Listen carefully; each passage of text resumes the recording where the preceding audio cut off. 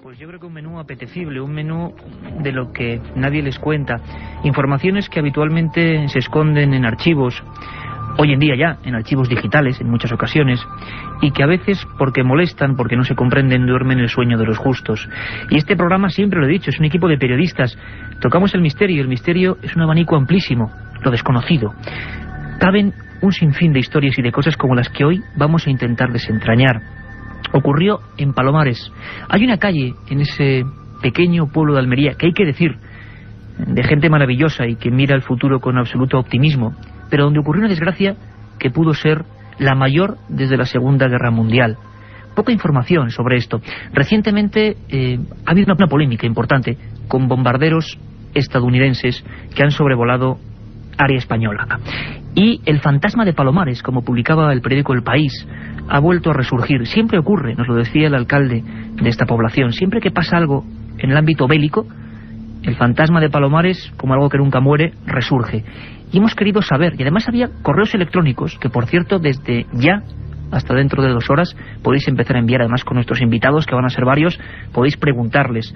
Carmen Porter dará buena cuenta de lo que vosotros queréis opinar, decir, sugerir, criticar a través de milenio3 con número @cadenaser.com, milenio3 con número @cadenaser.com, vuestra vía de contacto con nuestro programa. Como decía, hay una pequeña calle, Encalada, que prácticamente muere en una playa. Se llama calle 17 de enero, y es que fue en esa fecha, en 1966, cuando, según muchos vecinos, el apocalipsis se produjo en el cielo. Vamos a escuchar a Carlos Barroso para intentar hacernos una idea. Welcome to the game. Flecha rota, flecha rota. Uno de los soldados, colgado de sus paracaídas, descendía al vacío desde 9.000 metros de altura intentando comunicar con la base. Su compañía no era la mejor.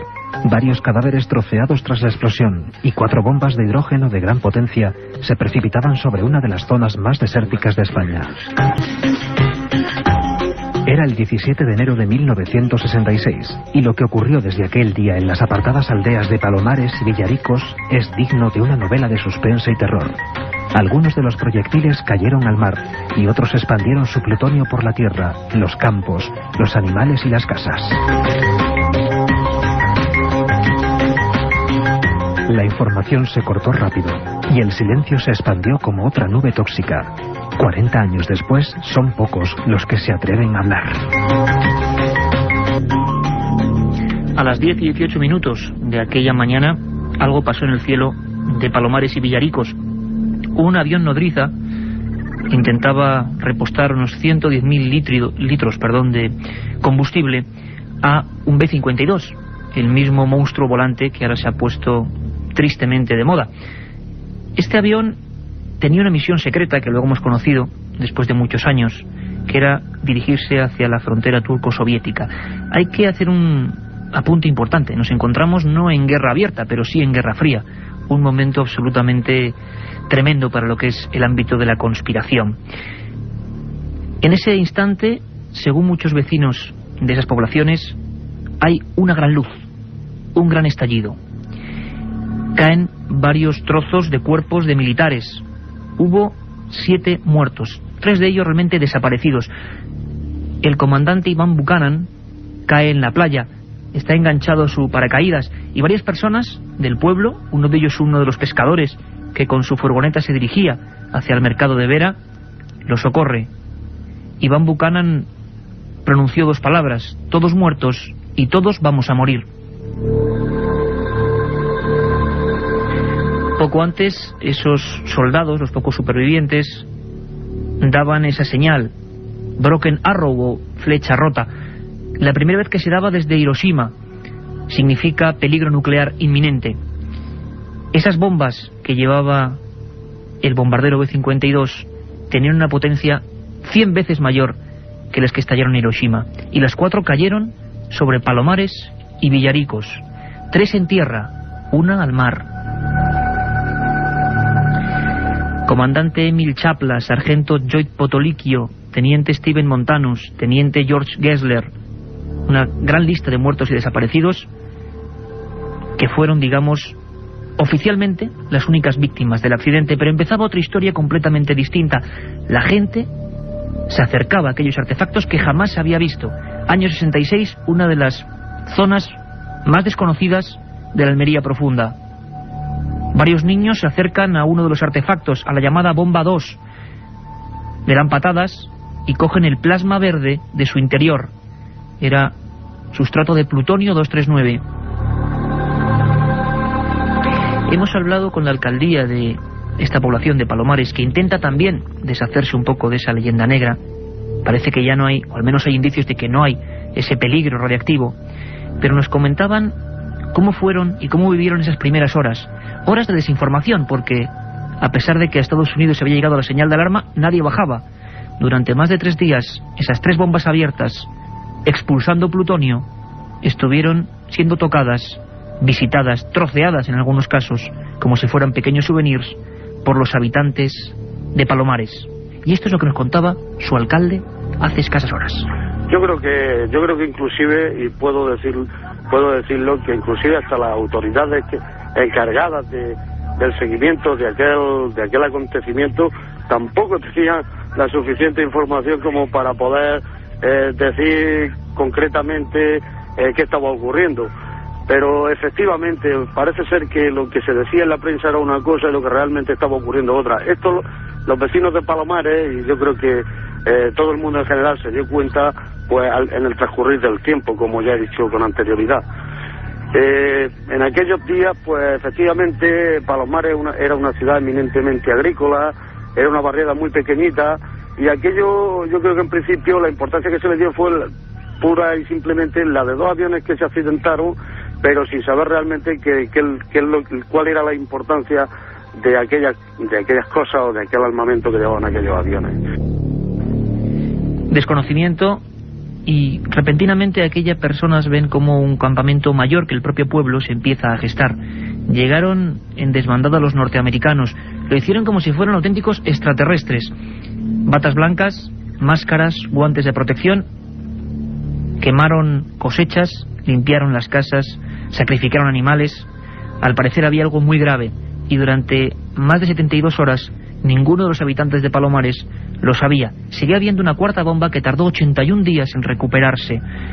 Hay una persona singular, realmente curiosa, hemos hablado mucho con ella estos días, atractiva en el sentido de la investigación que ha realizado, que es Isabel Álvarez de Toledo, la duquesa de Medina Sidonia, y un personaje que además abiertamente lo decía, su situación desahogada se lo permitía. Poco después de ocurrir el suceso de Palomares, se fue allí a investigar, sola, con un SEAT 1430, se adentró en aquella población cuando ya había empezado la conspiración del silencio. Y esta mujer hizo una memoria que se ha recuperado ahora por la UNED, que fue censurada, se llama Palomares, Memoria. Fueron sus grabaciones de magnetófono a aquellos vecinos que empezaban a saber que habían estado expuestos al mayor accidente nuclear de la historia después de la Segunda Guerra Mundial. Y ocurrió en Almería. Y mientras tanto, el gobierno español hacía ímprobos esfuerzos porque, digamos, se demostrase que aquí no había pasado nada. Incluso Fraga Iribarne hacía unas declaraciones al diario Arriba en febrero de ese 1966 diciendo que ¿qué radioactividad? ¿De qué me está hablando? En aquel momento ya se sabía que había una importante cantidad de cuentas, unas 60.000 microbequerelios, que es 200 veces más de lo permitido en ese terreno de Palomares. Esas cifras siguen dándose ahora en un lugar muy concreto. Se dice que donde cayó la segunda bomba no hay mapas concretos tampoco. Todo lo que es Palomares es un inmenso secreto militar. Tan solo con cuentagotas se han dado algunas informaciones.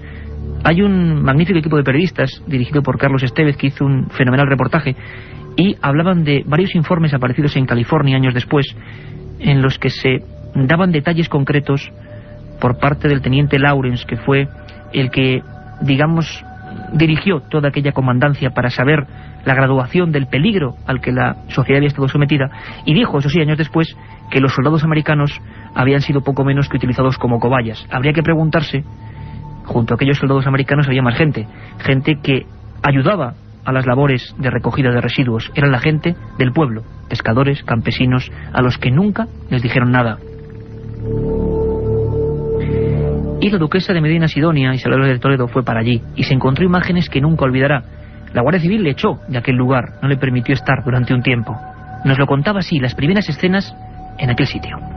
Sobre todo, lo que era peor era que se estaban comiendo los tomates con plutonio. Los campos se contaminaron, claro. Entonces, automáticamente tenía que haber dicho, no coman ustedes absolutamente nada. No, durante varios días estuvieron tranquilamente comiendo su espesa, comiendo todo. Y de pronto llegaban los americanos como una tromba, se llevaban toda la comida, arrasaban el campo, los sacaban de su casa, cuando habían pasado 15 días, oiga, a la vejez viruelas. Andrés Martínez Lorca de la UNED asegura que hasta la fecha no hay informes sobre esa primera fase de contaminación.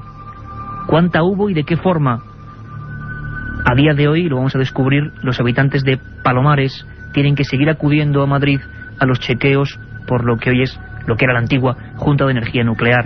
Es un estudio ante algo que nunca se había conocido, una combustión y una contaminación por plutonio de una comunidad humana. Sin embargo, es muy interesante ver cómo los periódicos de la época, desviaban la atención general a lo que era la búsqueda de la bomba en el agua, una búsqueda que terminó con la llegada de un pescador, un ingenioso pescador, Francisco Simó, que encontró aquella bomba, a pesar de que las máquinas decían que esa bomba no estaba allí. Había un periodista muy joven en aquellas playas de Palomares. La Verdad de Murcia le había enviado y era su primer gran reportaje. Imagino que muy nervioso ante algo que no encajaba. Juan José Benítez, buenas noches, bienvenido a Milenio 3. Buenas noches, sí, que te estás convirtiendo en un gran maestro. La verdad es que he estado escuchándote y disfrutando, ¿eh? No, disfrutamos siempre por tenerte a ti, a nuestro auténtico amigo y menudo debut, ¿no? Ir a Palomares y encontrarse qué escenas, Juanjo. Bueno, la verdad es que yo era muy inexperto y me pilló demasiado grande para mí, ¿no? Pero, bueno, yo recuerdo que la Guardia Civil y después los norteamericanos montaron el famoso campamento Wilson y, no dejaban pasar absolutamente a nadie. Aquello, aunque era territorio de los paisanos correspondientes, pues se convirtió en un territorio USA. Y no había manera. Y yo recuerdo que, el casco del piloto andaba por un lado, con la cabeza por otro. Al principio, tardaron en llegar, lógicamente, y nos aprovechamos, ¿no? Un poco en el periódico, para hacer las fotografías, para hablar con la gente. Nos metimos en territorios que, supongo que algo de contaminación llevamos a contraer, pero bueno, el periodismo de aquella época, ¿no? Claro, y luego, las mentiras, lo que tú estabas contando muy bien, las mentiras una tras otra, hasta extremos inauditos. Yo recuerdo que a lo largo de aquel enero, febrero, marzo, etcétera, del 66, durante todos aquellos meses, primero, Fraga no se bañó nunca en la playa de Palomares con el embajador. ¿Qué me cuentas, Juanjo? La famosa imagen de Fraga, ministro Fraga, con el bañador Meiva y saludando, que fue una imagen que dio vuelta al mundo. Sí. ¿Me estás diciendo que no fue en el lugar de la contaminación? No, eso no fue en la playa, eso fue en otro sitio. Eso para empezar. Segundo, todavía está por aclarar si falta una bomba por sacar. Exacto. Es decir... ¿Y es una especie también de conspiración? ¿No se habla mucho de ello? ¿Por qué, Juanjo? Pues yo no sé, porque, claro, era el año 66, imagínate, toda la dictadura, Franco, los norteamericanos eran Dios, el plan Marshall, etcétera. Aquí no llegó gran cosa, pero en fin, tuvimos la mala suerte o la desgracia de que se cayeran el B-52 con la nodriza, etcétera y tal, y bombas, que tú has dicho muy bien que todavía están, en fin, se está surtiendo el efecto en las radiaciones en la gente que vive por esa zona. Según parece incluso, Juanjo, y tengo los datos aquí encima de la mesa, sabes que nos intentamos documentar porque son temas serios y graves, 20 años después prácticamente del accidente, el 10 de junio del año 86, se registra en esa llamada Área 2 938 microbequerelios por cierta cantidad de aire, que es la concentración de aire superior 200 veces incluso a lo que se mide en el propio centro del pueblo. Es decir, hay un área muy concreta de la que no sabemos nada, se quemaron las tierras, se quemaron las cosechas, se autoenterraron en algunos lugares y no sabemos si eso sigue emitiendo cierta radiactividad, ¿no? Sí, los camiones, yo recuerdo que se llevaban los camiones enteros de tierra los norteamericanos. Nunca supimos a dónde se la llevaban, pero toneladas y toneladas de tierra. Y la sospecha, como yo te decía hace un momento, es que pudiera quedar una bomba todavía por sacar, porque no la llegaron a descubrir. Paco, el de la bomba, a pesar de que lo dijo, pues nadie le hizo caso. y vio cómo caía uno de los artefactos, y al final pues tuvo razón, ¿no? Pero los propios pescadores y la gente de allí, e incluso algunos militares, a mí posteriormente me dijeron que era una más, había una bomba más, que por eso quizás podría tener la explicación de la radioactividad excesiva que todavía queda en todo ese lugar, porque, bueno, las bombas, como tú sabes muy bien, no se abren y el plutonio se extiende de una manera... No, hay una contaminación lógica porque se estrellan, pero no es un producto que se derrama como el aceite. Lo que mucha gente estará pensando, Juanjo, y lo hemos comprobado en la misma cadena SER con gente joven, equipos de radio que estamos aquí, compañeros, se quedaban alucinados al oír hablar de palomares, porque es una cosa que de vez en cuando como un Guadiana vuelve, pero no es... Y si te parece, has mencionado a alguien fundamental, Francisco Simó, Paco el de la bomba a partir de entonces, que además se vendió por el sistema, lógicamente, como una especie de abanderado genuino del ingenio español, ¿no? Los técnicos y las maquinarias de los americanos decían que ahí no había bomba, y él, con su pequeño barco pesquero, insistía en que estaba la bomba. Sí, y ahí estaba la bomba. Sí, es que él la vio caer. Él estaba faenando y él la vio caer. Entonces, claro, lo que pasa es que era un españolito, era un pescador muy sencillo, era un buen pescador, y nadie le hizo caso, de la misma manera que hubo gente que, bueno, vio algo extraño en el cielo, una luz muy choque de la cisterna con el B-52, pero tampoco nadie hizo caso.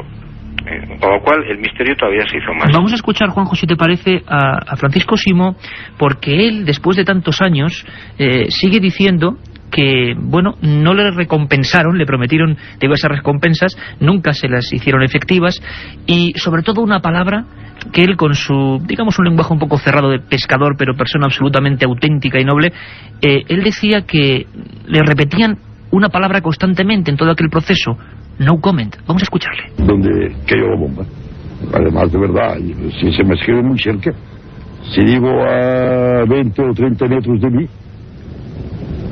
con los paracaídas y todo, y la caja negra, el cerebro electrónico, que yo me pensaba que era medio cuerpo de una persona, que cayó también en paracaídas.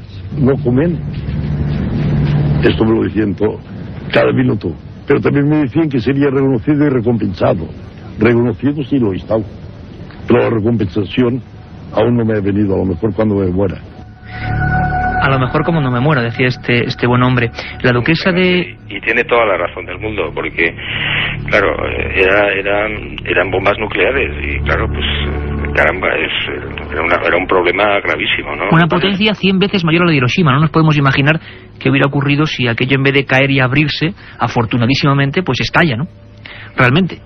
Bueno, sí, no, la verdad es que no podemos imaginarlo. De todas maneras, yo creo que esos artefactos, si no están programados o activados en aquella ocasión, porque todavía me parece que los sistemas de computarización en el 66 no funcionaban como ahora, sino que era activar la bomba, entonces no hubiera podido estallar. Pero de todas maneras, bueno, el susto fue increíble. Repito, yo recuerdo perfectamente, a nosotros nos llamó un camionero, bueno, pues que había visto el accidente por la carretera, y entonces pues no nos lo creíamos, ¿no? Hasta que efectivamente llegamos allí y nos encontramos el gran desastre, ¿no? A mí lo que más me irritaba de todo es que no dejaran pasar a los españoles al territorio español. Se convirtió el campamento Wilson en zona exclusiva americana, ¿no? Sí, allí no había manera de pasar. Es decir, oiga, pero es que yo soy el dueño, decía la gente, de aquel terreno, yo soy el propietario de la plantación, o de la casa, y además de malas maneras y con una chulería y, bueno, una cosa de esas.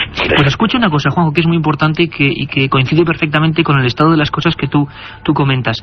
Esta mujer, Isabel de Toledo, que fue expulsada al final, que ya tuvieron que darle un documento, nos contaba, de la Guardia Civil para que le echaran, porque ya no quería irse, se lo mandaba un oficial americano, hablaba de unas escenas importantes, algo que llamó pluma radioactiva, y que según siempre sus palabras, y aquí cada uno, como en este caso ella es responsable de lo que dice, pero hablaba de muertos y de personas muertas. Vamos a escuchar un momento, Juanjo. El submarinista cogió... Y la contaminación seria fue en el momento, la pluma radioactiva que se respiró y que cogió a los que estaban en Casa de Halcón, que estaban matando al feto, que estaba toda la familia, y a los que vivían en la parte del cementerio, que fueron 2 bombas que se abrieron y soltaron lo que técnicamente se llama la pluma radioactiva. Muertos ha habido, sí, ha habido consecuencias. Hubo pronto un guardia civil, precisamente, que durmió en la cabina del avión, cosa que no había hecho en su vida, y algún civil. Y luego pues ha habido, pues se han muerto muchos de cáncer, claro. Palabras tremendas que me gustaría complementar con la que la alcaldía de Palomares nos decía y que nos dejó un poco helados. Pensábamos, Juanjo, sinceramente, que esto era parte de una leyenda urbana. La gente sigue teniendo que irse a chequear a Madrid, casi como una operación que, bueno, ellos han convertido, nos decía el alcalde, bueno, pues como una forma de ir a la capital, ¿no? Pero tienen que ir después de 30 y pico años. Escuchamos un momento, Juanjo. Ha sido después cuando se elaboró un programa del seguimiento por parte de la Junta de Energía Nuclear, lo que ahora es el Centro de Investigaciones Energéticas, Medioambientales y Tecnológicas, dependiente del Ministerio de Industria, cuando se han preocupado de llevar un seguimiento relativo a temas de la salud de los vecinos, que lleva ya, pues no sé, más de 20 años. Como todos sabemos, este fue uno de los accidentes nucleares que después de la catástrofe de Hiroshima se produjeron en el mundo, y bueno, y lo que lógicamente esto conlleva que, dada la poca experiencia que hasta esa fecha había sobre cuál es la reacción que la radiactividad puede hacer tanto en las personas como en las plantas, pues bueno, que se lleve un seguimiento, porque como todos sabemos, la contaminación por plutonio o americio pues tarda miles de años en desintegrarse. Miles de años en desintegrarse esa especie de energía, de radiactividad que queda ahí, de la que se informó muy poco. Juanjo, a ti, de todo lo que tú viviste en aquel primer gran reportaje, ¿con qué sabor te quedaste? ¿Con el amargo de la propia tragedia o esa especie de férrea censura que os atenazaba un poco también? Yo creo que lo más amargo de todo fue que se apropiaron de un territorio que no era suyo, con todas las consecuencias, no solamente de no dejar pasar a la gente o no entrar en sus casas, sino de apropiarse de las cosas, de tener del sentimiento de que se estaban apoderando de algo que no era suyo, sencillamente porque eran más poderosos que nosotros los españoles, ¿no? Y que hacían y deshacían lo que les viniera en gana. Yo recuerdo, escuchando las palabras de la alcaldía, que desde hace varios años, lo que pasa es que no sé por qué nadie lo ha investigado, en la ciudad de Tarifa, aquí en Cádiz, hay unos medidores de radiación y de contaminación radiactiva militares que son prácticamente secretos, que, bueno, pues nadie sabe por qué están ahí, y que mucha gente a mí me ha comentado, me dice, esto podría tener algo que ver con los residuos que todavía pueden quedar del tema de Palomares. Bueno, pues nadie sabe por qué están esos medidores de radiación en Tarifa, y bueno, pues alguien dice no, porque realmente los vientos que llegan de Chernobyl y no sé qué, no, oiga, los vientos de Chernobyl podrían llegar exactamente a Barcelona o a Tarragona y estar allí los medidores, y sin embargo no están allí. Los reporteros del País, Juanjo, hablaban hace tan solo unos años de que todavía las personas de Palomares, que habían pedido indemnizaciones, todo tipo de compensaciones por lo que ocurrió, no habían podido tener en sus manos sus propios informes médicos, cosa que ya demuestra cierto secretismo. De todas formas, Juanjo, menudo debut de fuego, una historia para no olvidar y que hemos querido recuperar para toda la audiencia de la cadena SER. Sabes que esta es tu casa, que este es tu programa, y un abrazo muy grande, maestro. Muchas gracias, Iker, muchas gracias, suerte. La otra realidad. Fenómenos extraños. Misterios sin resolver. Milenio 3. En la SER. Yo quiero decir, sobre todo porque aquí ninguno somos agoreros, que deseamos lo mejor, y que parece ser que en el propio pueblo de Palomares no hay ningún peligro, ningún problema. Nos han tratado fenomenalmente, y sobre todo porque es una de las zonas de mayor avance dentro de Andalucía. Una gente que absolutamente quiere olvidarlo, pero que también sabe que está ahí. Hay tesis que se están haciendo 35 años después sobre esta historia. Me gustaría que escucharais todos muy atentamente un poco la reflexión del alcalde, la reflexión, digamos, 30 años después. Ellos eran niños cuando ocurrió esto, y lo que piensan, pues mirando prácticamente al mar y recordando lo que allí pudo pasar. Es muy interesante. Pudo ser un verdadero desastre, no solo para Palomares, sino para toda la comarca, la provincia y nuestras provincias más próximas. Así como lo considera realmente la gente, y seguimos considerándolo. Palomares es fruto de un milagro. Nació como por segunda vez como una persona, pues bueno, que desgraciadamente tiene un accidente y al final sale libre de lesiones, etcétera, etcétera. Y hay que verlo así, como una especie de milagro, aquella bomba que se recuperó del mar, aquellas 3 que cayeron y se abrieron y dejaron parte de su carga, aquellos niños que jugaron con el plasma de este tipo de artefactos. Milenio 3, siempre lo digo, es un programa abierto, milenio3@cadenaser.com, milenio3 con número @cadenaser.com. Somos un equipo de periodistas que nos gusta la investigación de lo desconocido y nos enorgullecemos sobre todo de nuestra audiencia. Sabemos que hay un montón de personas siguiéndonos, personas además tan destacadas que nos han llamado, como don Jesús López, que es capitán del Ejército del Aire e ingeniero técnico, que hizo la valoración de los daños de uno de los vecinos de Palomares que ya fallecieron.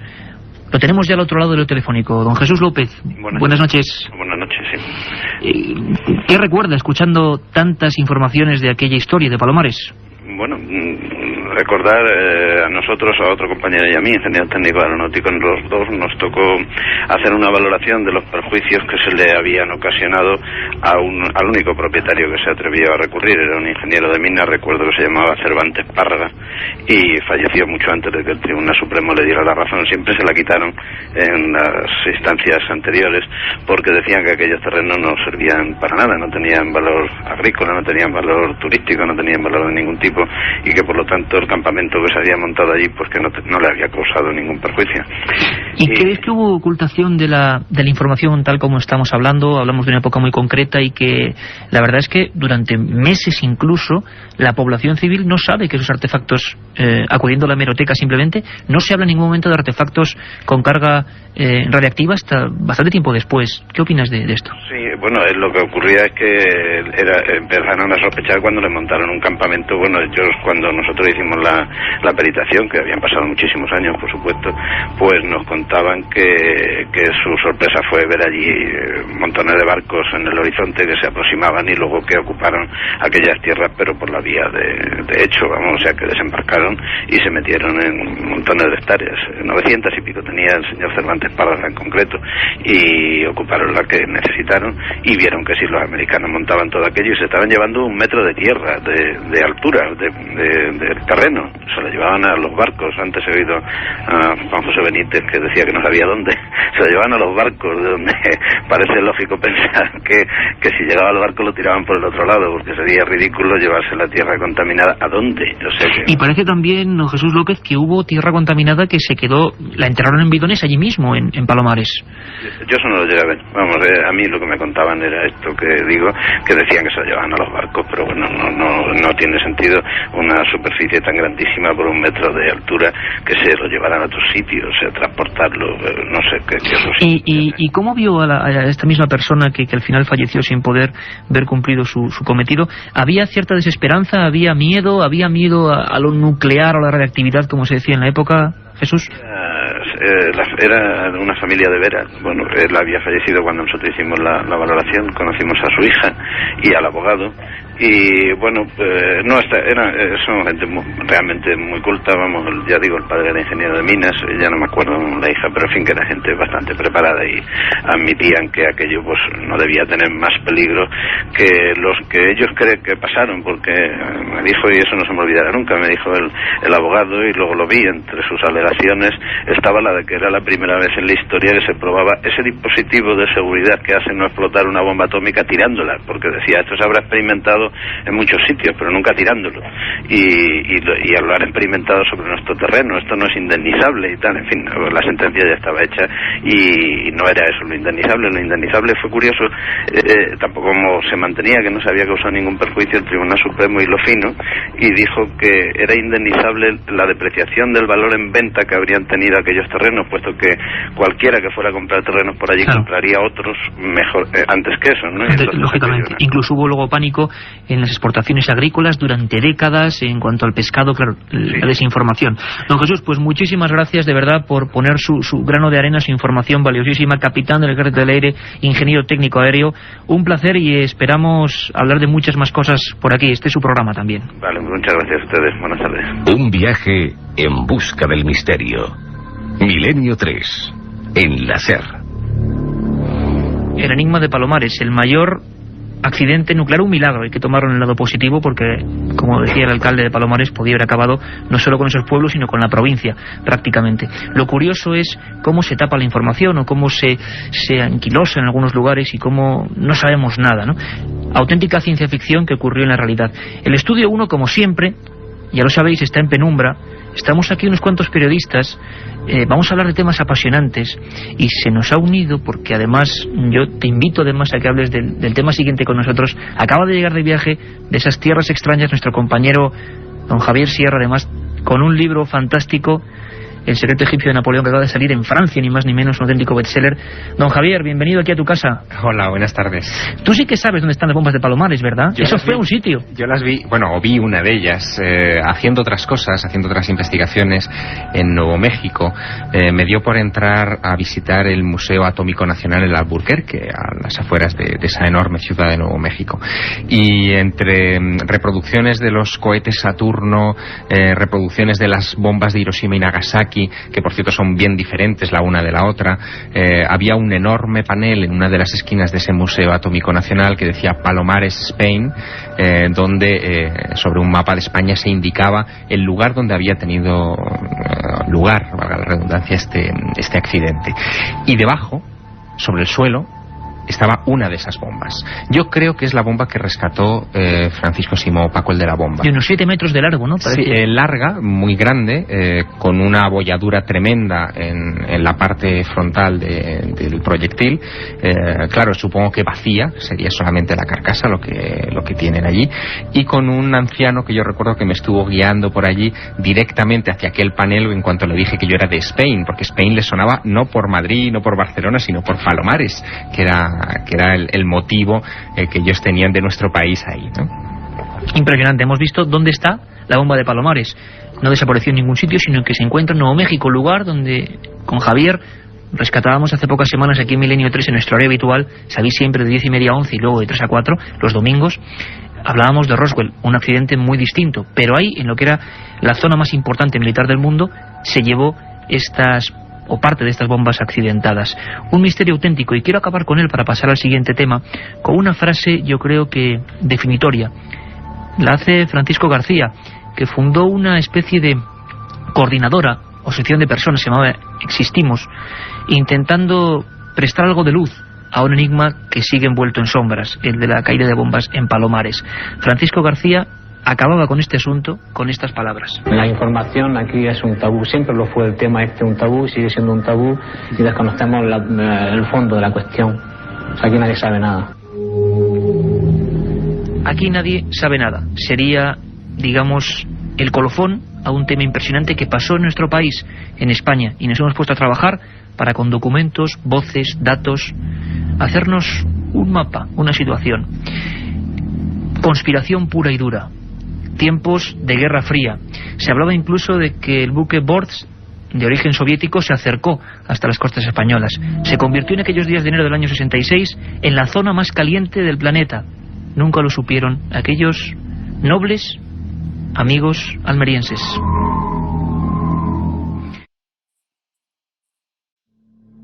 Y tenemos el estudio hoy, y sin que sirva de precedente o sirviendo de precedente, por este horario especial estamos disfrutando, dándoos información sobre temas que nos habéis pedido a través de milenio3@cadenaser.com. Y ahora estoy seguro que van a echar humo los correos electrónicos, porque un tema que es absolutamente clásico en su sentido de la palabra, en el sentido de la palabra profecía, que os encanta, que le encanta a mucha gente de la cadena SER, y ya saben a quién me estoy refiriendo, y que se ha visto convulso primero por dos cosas, por la situación actual, es lógico. No sabemos por qué, pero siempre que ocurren ese tipo de sucesos, pues surgen profetas, centurias. Tenemos al general Sánchez de Toca, que ha cursado estudios en la Universidad de Bonn y de Viena, que ha hecho un sinfín de trabajos en revistas militares españolas y extranjeras, que ha desempeñado funciones en África, Europa y América, y que desde los años 70 hizo un trabajo pues que nos llena de orgullo, porque conocemos más, y esto es lo más importante, de una zona quizá cercana, pero también lejana, como es la antigua Germania. Ahí estaban los profetas del bosque. Buenas noches, general, es un placer. Buenas noches. Que esté ahí con nosotros. Muchas gracias. Mucha gente primero se dirá, ¿qué hace todo un general, un hombre que ha estado en misiones de paz, que ha estado elaborando mapas geopolíticos, intentando buscar soluciones precisamente a cosas como las que estamos viendo ahora, metido en una historia tan misteriosa pero tan apasionante como estos profetas del bosque. Porque me los encontré en acto de servicio, podríamos decir, ¿verdad? Hace 20 años buscábamos escenarios y topamos, nos encontraron ellas casi, estas tradiciones centroeuropeas. Habíamos requerido que se nos enviaran escenarios, es decir, sucesiones de acontecimientos de lo que podía pasar a raíz de la invasión de Afganistán, y entre ellos nos llegaron escenarios que no eran productos racionales y elaborados, sino que eran cosas populares, espontáneas, irracionales, y de todo ello lo más convincente, lo más coherente, detallado, completo, un fenómeno realmente único, es lo que vino de Centroeuropa, de Alemania, Austria, Polonia y Suiza. Y todo ello además configuraba una sucesión de acontecimientos que en parte se había cumplido, se había confirmado, ¿verdad? Entonces era un asunto de servicio, no era... Y además una persona que sabemos que ama los libros, lo sabemos bien, como los ama el equipo de este programa, somos lectores empedernidos. Os recomiendo a todos José María Sánchez de Toca, editorial Corona Borealis, Los profetas del bosque. Un libro donde se revelan cosas que a veces dan un poco de susto, hay que decirlo, y que hay que tomarlas, y me parece muy bueno el espíritu que hace ahí José María, bueno, como señales, no como esos agoreros que siempre aparecen. Vamos, Carmen Porter, siempre sondeando la red de Milenio 3. Sabéis que para quien se una ahora, nuestro horario habitual, de 10:30 a 11, de 3 a 4 de la mañana, todos los domingos en la SER, donde si no. Carmen, en Internet, a tiempo real, hoy en día, están surgiendo profecías, yo no sé si algunas se deforman, se exageran. Vamos a escuchar un momento a Carlos Barroso, porque él hace perfectamente un análisis de lo que está pasando. Internet, el gran foro donde surgen nuevas profecías o se deforman nuevas profecías.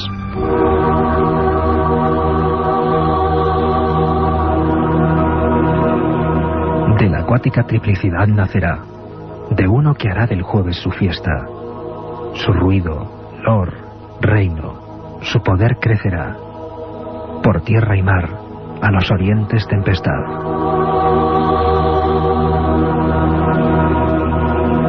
Nostradamus, el Nuevo Testamento, para Icini, un sinfín de profecías son reinterpretadas en torno a los acontecimientos que asolan al mundo. Algunas, interconectadas por la red, se deforman, amplían y exageran. Otras, sin embargo, son casi exacta réplica de lo que está por venir.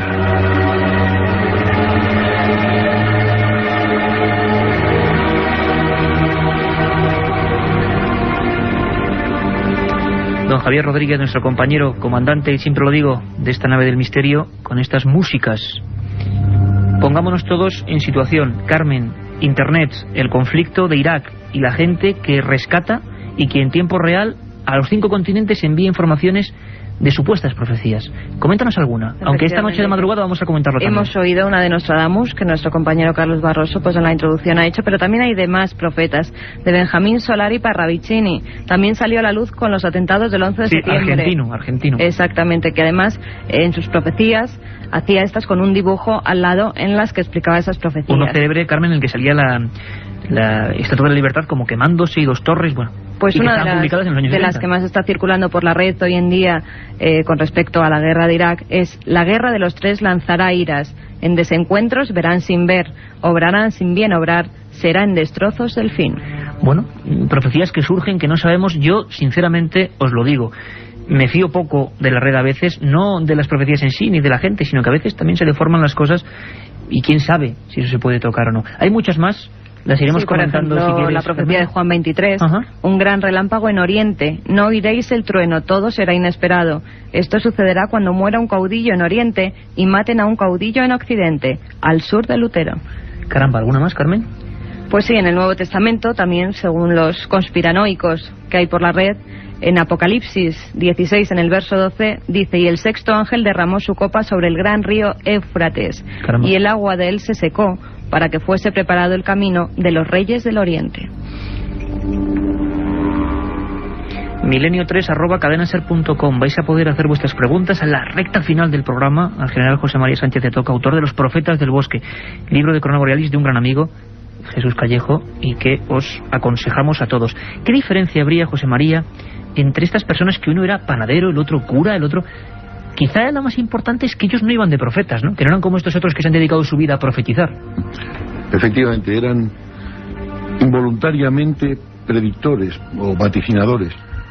Nunca se llamaron profetas a sí mismos, y fue la gente la que les puso el nombre de profetas del bosque, Valprofeten. Pero ellos a sí mismos no decían profetizar, ¿verdad? Realmente la palabra profecía, que usamos tan alegremente, es una palabra seria, una palabra que merece mucho respeto, porque profeta es el que habla en nombre de Dios, y la profecía realmente solamente es profecía cuando se cumple. Si no se cumple, no lo es, ¿no? Entonces esta gente era vaticinadores, realmente hacían predicciones que se veían forzados por su conciencia a manifestar a los demás, a pesar de las múltiples incomodidades y trastornos que les acarreaba, porque la función de predecir desgracias, pues inevitablemente es antipático, ¿no? De todas formas, José María, hay un hecho, un acontecimiento sobrecogedor, por otro lado, cuando menos, bueno, sorprendente, que a ti te hace primero recopilar o volver a investigar toda esta historia, un hecho que cambió la faz de la Tierra y que todos dicen que habrá un antes y un después, que es el 11 de septiembre. ¿Qué pasa el 11 de septiembre para que tú acudas de nuevo a estos documentos de los profetas del bosque?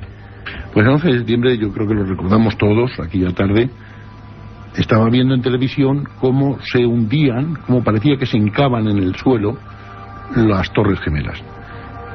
Y eso me recordó que yo, ese párrafo, un párrafo alemán, lo había traducido hacía 20 años, y había tenido enormes dificultades para entender lo que quería decir aquel señor alemán en una carta del año 75, yo lo traducía el 79, y era esto, que los edificios se hundían en el suelo, ¿no? Porque cuando hay un bombardeo, los edificios se tumban o se derrumban, o en el caso de Beirut implotaban, ¿sí? Pero esto realmente era nuevo, y era una imagen que, como no la había visto, me resultaba difícil de entender. Entonces me di cuenta de que estaba ocurriendo lo que yo había traducido. Y era la imagen de las Twin Towers, que lo recordamos todos, metiéndose en el suelo. Y este hombre que lo profetiza o que lo cuenta, que usted lo recoge en el año 79, ¿quién era exactamente? Pues es un labrador que naturalmente quiere guardar el anonimato, un labrador de Niederösterreich, de la Baja Austria, cerca del pueblo de Krems, que en su juventud, hacia los 20 años, tuvo una serie de visiones en estado de vigilia. Es decir, él veía la realidad física, la realidad que vemos los demás, pero además veía un fillet o un film corto en el que había un acontecimiento llamativo que él no sabía en qué fecha era, pero que por indicios de el tiempo, la nieve en las montañas, las flores, podía situar en el tiempo. Él se hizo una composición del lugar con todo lo que veía, y es una secuencia de acontecimientos que encaja en el resto de las tradiciones alemanas. Lo que pasa es que, como este hombre era un hombre culto por primera vez, o de los pocos que hay, era un hombre ya moderno, que conocía la televisión y conocía el aeroplano, y en fin, un hombre de nuestro tiempo. Yo tengo la impresión de que está vivo todavía. En la red, el año pasado, este hombre contestaba a una pregunta que le hacían. Entonces, este hombre describe lo que configura la secuencia que no ha ocurrido, porque de todas estas tradiciones hay un tercio, poco más o menos, ha pasado sin la menor duda, está ahí muy claramente se han producido sin la menor duda. Y sobre todo, José María, y tú lo reflejas en tu libro, se refieren muchos a lo que va a ocurrir en este siglo. Hay como un par de acontecimientos, y hablamos de un sinfín de personas, creo que 75 que tú estudias, que tienen muy claro que hay una primera y un segundo conflicto mundial, pero hay un tercer acto. ¿Esto nos da un poco quizá de miedo? Ellos hablan de acontecimientos mundiales, hablan de un primer acontecimiento mundial que sin duda se puede identificar con la Primera Guerra Mundial, un segundo acontecimiento mundial que abarca a Hitler y la invasión de Bohemia y la guerra que desencadena y que pierde Alemania, y un tercer acontecimiento mundial que no ha ocurrido. Que no ha ocurrido, gracias a Dios. ¿Y hay algún indicio, por ejemplo, y creo que la gente lo está preguntando ya en milenio3@cadenaser.com, hay algún indicio de la situación más o menos actual, la que estamos viviendo, la convulsión general? Estos profetas del bosque, no todos eran de ese bosque de Baviera, pero podemos radicar más o menos en esa área, ¿no?, para que la gente se haga una composición de lugar. Esta gente, que además es apasionante el estudio, porque como hemos dicho antes, cada uno tenía sus labores, eran gentes del campo, la mayoría, gentes humildes, pero que de repente tenían esas visiones como de lo que estaba por venir. Pues bien, algunos, José María, dieron en el clavo en lo que estamos viviendo ahora. Bueno, ellos hacían preceder, dicen que a cada acontecimiento mundial le preceden una serie de signos, de cosas que pasan, ¿no? Y estos signos los dan muy plásticamente. Por ejemplo, el primer acontecimiento mundial decía: cuando las mujeres anden como las ocas, habla del polisón, o cuando se les vea, se pueda ver debajo del zapato de las mujeres, o cuando un perro de hierro aúlle por un camino de hierro. Claro, ellos no tienen elementos para definirlo mejor, porque son gente del siglo XVIII. Se referían al tren que estaba por venir. Al tren que vino, sí. Por ejemplo, el estallido de la Primera Guerra Mundial lo dan con un pez de plata que lleva gente sentada y que vuela por encima de las montañas. Es el Zeppelin que pasó encima de las montañas de Baviera el 14 de agosto de 1914. Es una cosa realmente impresionante. No tienen, conocen la palabra Zeppelin, ni dirigible, ni globo, pero dicen un pez de plata, ¿no? El Zeppelin era de aluminio y brillaba al sol como si fuera de plata. Don José María, esto es impresionante. Los profetas del bosque. Tenemos que hacer una mínima pausa para conectar con el sorteo de la ONCE, la Organización Nacional de Ciegos, con el que siempre conectamos a estas horas, pero vamos a seguir muy atentamente. Por favor, milenio3@cadenaser.com, enviarnos vuestras sugerencias. Sin duda nos tenemos que comprometer a hacer un programa solo sobre este asunto profético, pero queríamos que en la noche de la conspiración, en la noche en que por desgracia el mundo se ve en esta situación, era importante oír y escuchar la voz de estos profetas del bosque. La otra realidad. Milenio 3 en la cadena SER. —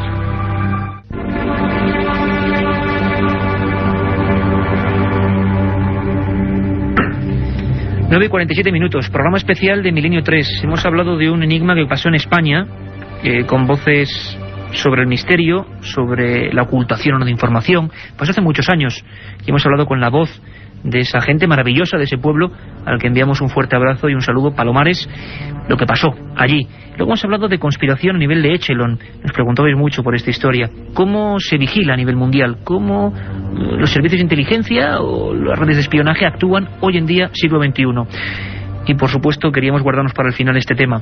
Los profetas del bosque, General José María Sánchez de Toca. Un trabajo sobre una serie de personajes misteriosos que no se toman a sí mismos por profetas, pero que anuncian hechos que parece que están por venir.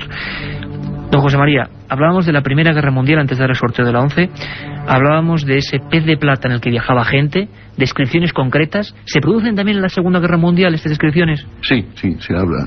Hitler queda definido como el hombre de la araña en el brazo y en la bandera, que manda a... El hombre de la araña en el brazo, claro, la esvástica. Manda a su gente en carros de hierro sobre toneles a 1000 millas en cada dirección, ¿verdad? Y lo hace desde Praga, porque esto era una evidente Praga del siglo XIV. ¿Del siglo XIV? Sí. Bueno, perdón, he dicho una evidente, no, era un pastorcillo, es el doncel ciego. Y esto es muy impresionante porque, por ejemplo, son 19 frases, me parece, lo del pastorcillo ciego, que se conservan desde hace 700 años, ¿verdad? De las cuales se han cumplido inequívocamente 6 o 7, y quedan 12 que no han ocurrido, ¿verdad? No puede decir que se tengan que cumplir, pero 6 o 7 se han cumplido, hasta tal punto, por ejemplo, que la segunda frase define con toda precisión el reinado de Francisco José. Dice: cuando en Austria haya un señor que reine más de 60 años y asesinen al príncipe heredero, y ahí sigue continuando. Pero me preguntaba por las señales del segundo o del tercero, ¿no? El segundo, Hitler, está muy claramente definido. El tercero, don José María, o si la situación que estamos viviendo ahora mismo la vieron, ¿no? También, o bueno. Pues es difícil de decir, porque toda profecía se entiende bien cuando se entiende cuando ha pasado. A todo lo pasado, lógicamente. Las predicciones, verá, cosas que han dicho en esta secuencia de acontecimientos que no ha ocurrido, cosas que se han dicho y que se podría entender que han pasado, prácticamente desde que se ha editado el libro. Bueno, el conflicto en los Balcanes, un conflicto en los Balcanes que se va corriendo hacia el sur, ¿no? Eso lo dice el grabador de Waldviertel. El asesinato de un prohombre en los Balcanes ha ocurrido hace muy pocos días. Y luego hay, en este grupo de vaticinios o predicciones, en la supuesta entrevista a la hermana Lucía que hace un jesuita polaco, una de las cosas que dice es: norteamericanos y británicos desembarcan grandes contingentes en el continente asiático. Pues esto también ha ocurrido después de editarse el libro, ¿no? Estamos hablando de cosas que han ocurrido cuando Los Profetas del Bosque estaba saliendo del horno editorial, cuando por supuesto ya estaba escrito.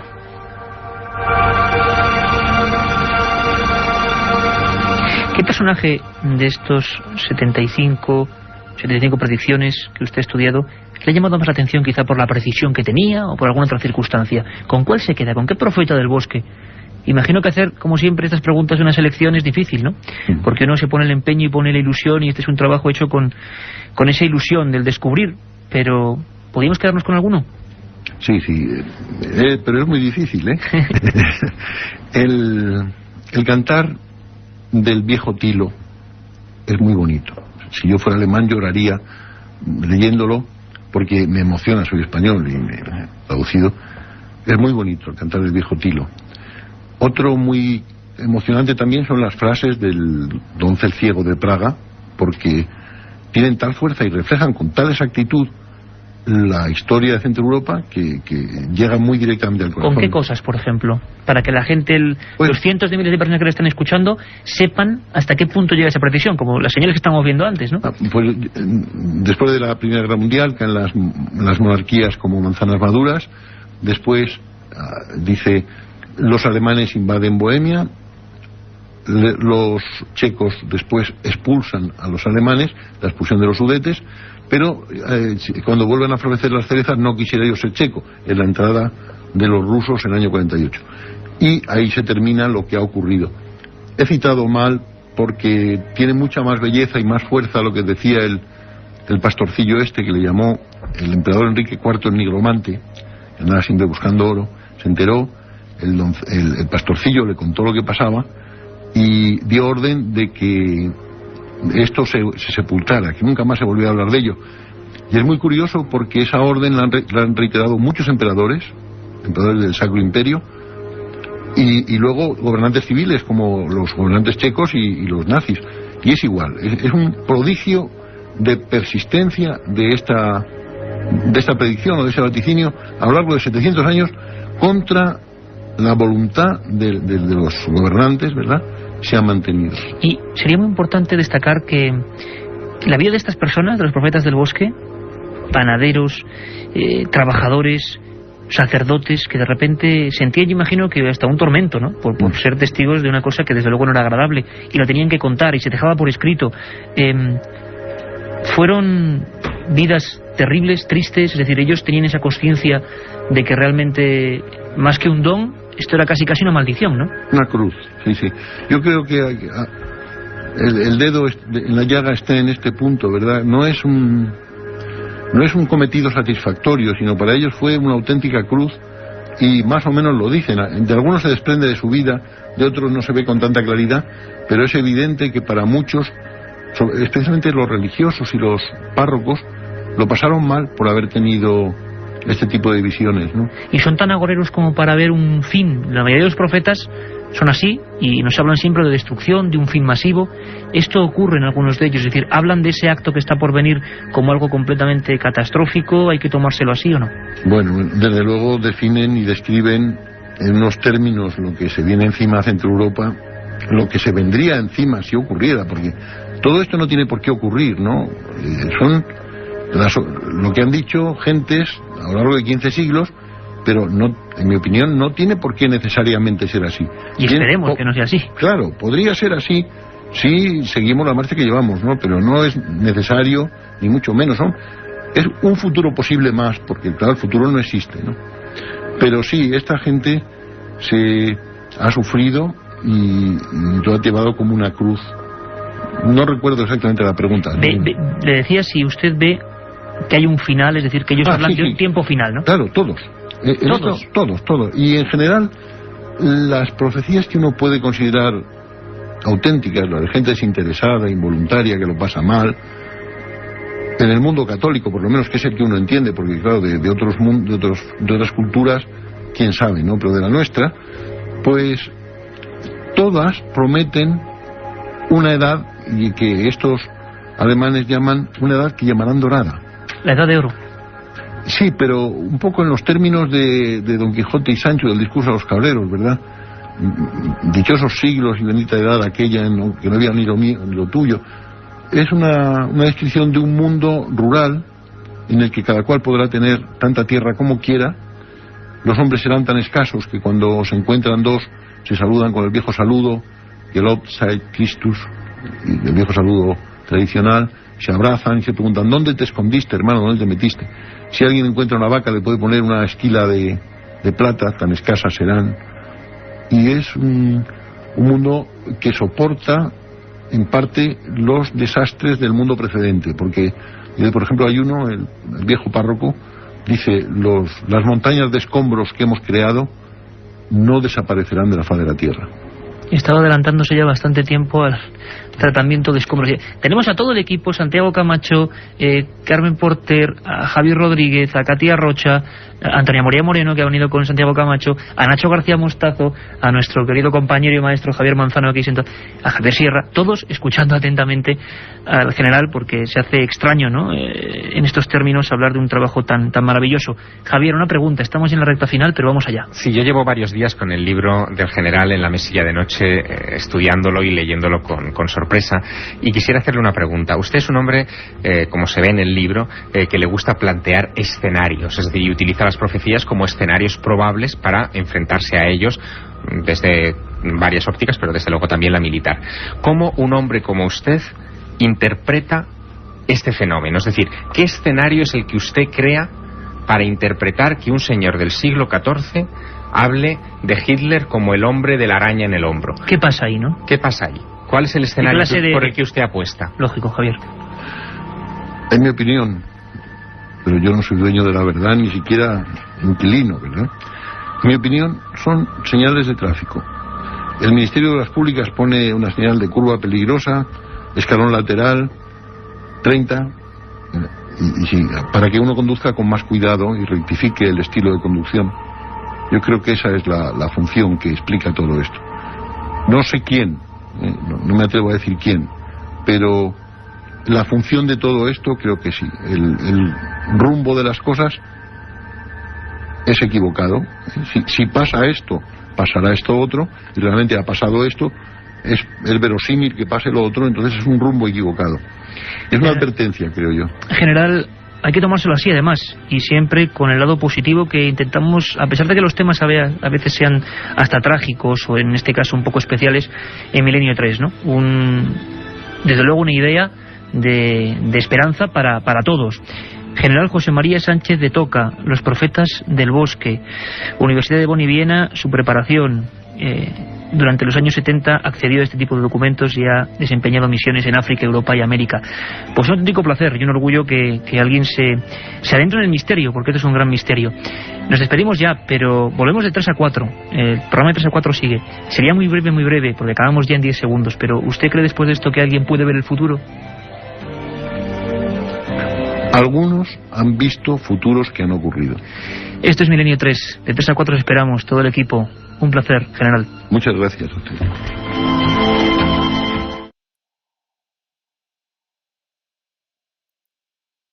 Después de estas horas de fútbol nos gustaría conectar rápidamente con 2 puntos informativos. La expectación es tremenda. De nuevo una imagen, después de la tragedia de las Torres Gemelas, vuelve a colapsar los informativos de todo el mundo, sin discusión. Vamos a saludar en Washington a Javier del Pino para saber sociológicamente cómo sigue afectando, más o menos unas 36 horas después del incidente, a ese país. Lo haremos de una forma concreta porque luego también nos sumergiremos en Internet, un mundo, a diferencia de cuando ocurrió la tragedia del Challenger, es que no había Internet, y ahora ya se puede decir que se está supurando ya las primeras teorías conspiranoicas. seguramente falsas, por supuesto, pero es curioso ver cómo también muchas personas, millones de ellas interconectadas en la red, empiezan a especular por su cuenta con qué habrá ocurrido. Escuchamos a Javier del Pino. Buenas noches. Buenas noches. Dicen los sociólogos que Estados Unidos lleva algo más de un año preparado para sobresaltos. Desde el 11 de septiembre a veces da la impresión de que el tiempo que pasa es tiempo en el que no ha pasado nada, porque todos daban por hecho que habría más atentados. Pero el país no estaba preparado para esto. Hace 17 años, cuando explotó el Challenger, la tragedia fue dolorosa, pero no existían entonces cadenas informativas en televisión, no existían foros de debate en Internet, que ha registrado una subida notable en tráfico por gente que se conectaba para saber, para leer, para hablar con otros internautas sobre una tragedia que se ha vivido en tiempo real. Decía hoy alguien que el accidente ha roto la ilusión de rutina en Estados Unidos, la agradable sensación de que no pasa nada, a pesar de que tengamos una guerra a la vuelta de la esquina. Hay quien destaca también una casualidad, que la hora en la que explotó el Columbia coincidiese casi exactamente con el momento en el que un avión se estrelló contra una de las Torres Gemelas en Nueva York. Casi nadie ayer por la mañana tenía en sus planes contemplar el aterrizaje de la nave. Posiblemente las televisiones ni siquiera lo habrían retransmitido en directo, porque la conquista del espacio se contempla aquí como un proceso en marcha del que hay que sentirse orgulloso, pero sin prestarle demasiada atención. Hoy la gente, en cambio, se ha despertado con una sensación parecida al 12 de septiembre del 2001, la del día después de una catástrofe tan extraña que parece una pesadilla. Catástrofe extraña que parece una pesadilla. Imaginamos que en Israel la conmoción habrá sido muy parecida. Viajaba en este vuelo de la nave Columbia, Ilan Ramon. Se había convertido en algo así como un embajador judío en las estrellas. Y no pocos en Internet ya empiezan a, por lo menos, sospechar. La sospecha es una palabra casi congénita de la red de redes. ¿Qué habrá ocurrido? ¿Qué pasa? ¿Quiénes son los culpables? Aunque quizá los culpables solo sean, como parece, las máquinas. Buenas noches en Jerusalén, Julio de la Guardia. Buenas noches desde Jerusalén. La pérdida del primer cosmonauta israelí, Ilan Ramon, ha supuesto una auténtica conmoción nacional. El primer ministro Ariel Sharon ha ordenado colocar a media asta las banderas de todos los edificios públicos en señal de luto por la muerte de quien fuera durante unos días el primer embajador de Israel en el espacio. Precisamente por esto, Ramón llevaba consigo una Torá microfilmada y una mezuzá, que es el detalle con inscripciones bíblicas que colocan los judíos en el marco de la puerta de casa. Además, la ministra de Educación, Limor Livnat, daba una directiva a todas las escuelas públicas para que éstas dedicaran una hora de clase a discutir sobre el personaje que ha dejado de ser uno de los principales símbolos del país para convertirse en un auténtico mito nacional. A pesar de la tremenda consternación causada por esta experiencia frustrada, Ariel Sharon ha asegurado en el Consejo de Ministros que Israel tardará poco en enviar nuevos embajadores al espacio. Conmoción en esos dos puntos cardinales importantes. Santiago Camacho es nuestro conspiranoico particular, lo conocéis todos en ese Milenio 3 segunda edición que hacemos siempre de 3 a 4. Además ahora acaba de sacar un libro estupendo, Las 20 grandes conspiraciones. Hablaremos mucho de él y con él, pero en esta ocasión le hemos mandado un pequeño cometido. Yo cuando ayer veía las imágenes y todo nuestro equipo veía las imágenes, dijimos, hay que cambiarlo todo, radicalmente. Y vamos a intentar descubrir por qué este mundo, decíamos, es tan hermético y cuántos misterios. Va a ser imposible en media hora, lo haremos en más ocasiones, pero vamos a intentar mostrar a la gente que este mundo sigue siendo una esfera un tanto enigmática. Santiago Camacho inmediatamente se ha metido en todos esos foros que él conoce, foros de conspiración, foros de discusión, foros de debate, porque la opinión pública, la auténtica leyenda urbana, esa que tanto nos hace disfrutar de ella Katia Rocha todas las madrugadas, las leyendas urbanas son ya instantáneas, están surgiendo, hay rumores. Lo que no esperábamos, y esto creo que nos ha contado, es que un representante de la propia NASA ha sido, hace escasamente un par de horas, el que ha realizado, digamos, una pequeña bomba informativa a nivel cibernética. Nos lo cuenta Santiago Camacho. Pues básicamente se está poniendo de manifiesto dos aspectos muy interesantes de este tema. Uno de ellos completamente inédito, y es que parece ser que todo esto podía deberse, entre otras cosas, a un caso de negligencia casi criminal. Me explicaré. Don Nelson, ingeniero de la NASA durante 36 años, escribió recientemente, ni más ni menos que al presidente Bush, para pedir una moratoria en las misiones de la lanzadera espacial, puesto que los recortes de presupuesto estaban haciendo que las medidas de seguridad se estuviesen relajando excesivamente. No se le hizo caso y bueno, él vaticinaba una catástrofe en una de las futuras misiones, algo que desgraciadamente se ha hecho realidad. Por otro lado, otros conspiranoicos están barajando la posibilidad de que en un futuro se pueda utilizar este desgraciadísimo incidente como uno de los muchos pretextos para la guerra futura contra Irak, pensando en que un análisis no demasiado independiente pudiera llevar a la conclusión de que había habido un sabotaje donde en realidad ha habido un accidente. Internet que hierve en todo el mundo con suposiciones muchas veces completamente erróneas, pero que nos demuestra qué importante para la opinión pública a partir de ahora es este mundo informático y ultrademocrático en el que cualquiera puede decir a cualquiera cualquier cosa. Recordáis seguro a Yuri Gagarin, ¿verdad? Y vamos a dedicar lo que resta del programa sobre todo a los astronautas rusos, el mundo más cerrado en sí mismo, los que no informaban nunca de casi nada, y ahora periódicos como Pravda, basta decir que era la voz de la Unión Soviética, empiezan 50, 40 años después a desvelar historias dignas del misterio, dignas de la ciencia ficción, pero reales, con hombres y fallecidos reales. Vamos a dar hoy sus identidades, vamos a comentar sus circunstancias. Yuri Gagarin, ahora Pravda lo ha sacado, que aterrizó, vamos a decirlo de una manera forzosa y mal, en un lugar que no era el adecuado, y cuenta Pravda que dos campesinas, imaginemos dos campesinas de una zona abrupta de Moscú, que ven a un hombre con una escafandra, con un paracaídas colgandero, con un traje casi reluciente, y que claro, casi se desmayan también. Yuri Gagarin dijo lo siguiente: no tengan miedo, soy uno de los nuestros, soy soviético, he descendido del espacio y tengo que encontrar un teléfono. Esto lo publica Pravda en el mes de abril, informes que no conocíamos absolutamente nadie. Pues bien, de todo eso vamos a hablar en un momento. La otra realidad. Milenio 3. En la cadena SER. Si quieres viajar a lo desconocido, no dejes de leer El Archivo del Misterio de Iker Jiménez, los libros del tercer milenio. Colección El Archivo del Misterio de Iker Jiménez, publicado por Editorial EDAF. Próximos títulos ya a la venta: La Sábana Santa de Carmen Porter, Casas Encantadas de Francisco Contreras, El Secreto de la Gran Pirámide de Manuel Delgado y Vampiros de Miguel Gómez Aracil. La otra realidad. Milenio 3. En la cadena SER. Y cuando don Antonio Bravo y Javier Rodríguez nos dicen que nos indican con sus teclas que esta es la música que indica informativo, significa que hacemos un pequeño avance siempre de lo que viene de 3 a 4, un programa con todo tipo de cosas. Carmen Porter, buenas madrugadas, bueno, buenas noches, digo yo buenas madrugadas, acostumbrado de 3 a 4. Buenas noches. Buenas noches, Iker. En el programa de madrugada nos iremos hasta Puerto Llano, Ciudad Real, donde al parecer hace unos días ha caído una extraña bola de fuego, de la que no ha quedado ni un solo resto y que provocó un fuerte incendio. Como siempre en nuestras secciones, Iker, las leyendas urbanas de Katia Rocha, las historias perdidas de la mano de Nacho Ares, y viajaremos hasta la India con nuestro compañero Carlos Cala. También las últimas noticias relacionadas con el misterio y la biblioteca de Milenio 3. Un buen menú para esta madrugada.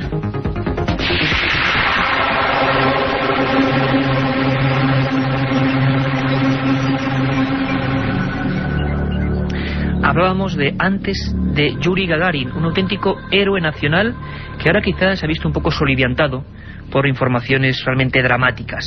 ¿Quién ha hecho estas informaciones al diario Pravda o quién ha ayudado a conseguir esta información claramente misteriosa y conspiranoica, como diría nuestro compañero Santi Camacho? Bueno, ha sido Mikhail Rudenko, ingeniero, y esto es tremendamente soviético, porque vean cómo suena, de la Oficina Conceptora Experimental 456 de la región de Khimki. Él asegura que en el cosmódromo Kasputin Yar, en la región de Astrakhan, fueron lanzados al espacio 3 personas antes que Yuri Gagarin. Yuri Gagarin, como sabéis, es el hombre que tiene a gala y que la humanidad sabe y conoce que orbitó en el espacio. Pues bien, había 3 nombres y 3 fechas: 1957, 1958 y 1959. La última de ellas 2 años antes de Yuri Gagarin. Y en los expedientes de los gobiernos soviéticos 3 nombres. Terrible, ¿verdad? X1, X2 y X3. 3 siglas, 3 nombres, 3 hombres reventados en el espacio. Hoy sabemos sus identidades. El primero, Alexis Ledovsky. Su cuerpo explotó a 200 millas en una nave tipo Vostok, siempre según las informaciones del diario Pravda. Sherenti Sivorim fue el segundo mártir de la conquista del espacio por los cosmonautas soviéticos.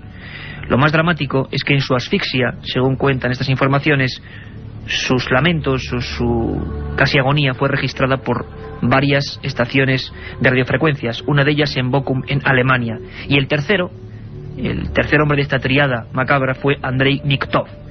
Hasta el mes de abril, pues casi 50 años después, La opinión pública no supo nada.